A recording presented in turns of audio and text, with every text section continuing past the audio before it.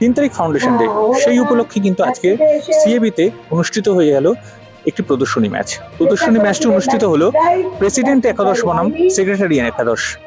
হ্যাঁ, প্রতি বছরের ন্যায় কিন্তু এই বছরে এই ম্যাচ কিন্তু অনুষ্ঠিত হচ্ছে এবং বহুদিন পরে কিন্তু সৌরভ গঙ্গোপাধ্যায় এবং শ্রেয়াশিস গাঙ্গুলিকে কিন্তু আমরা একসঙ্গে 22 গজে দেখতে পেলাম।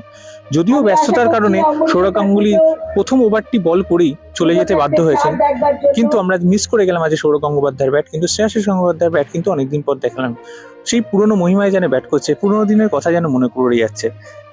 আজকে কিন্তু সিএবিতে অনেক নক্ষত্ররা হাজির হয়েছে, অশোক দিন্দা থেকে শুরু করে লক্ষ্মীরতন শুক্লা, শিবসুন্দর পাল, এছাড়া প্রত্যেক যারা যারা নক্ষত্র প্লেয়ার আমরা দেখে এসেছি তাদের পুরোনো দিনে, তারা কিন্তু প্রত্যেকে আজকে কিন্তু এইখানে উপস্থিত হয়েছেন এবং এই ম্যাচটি কিন্তু তারা খেলছেন।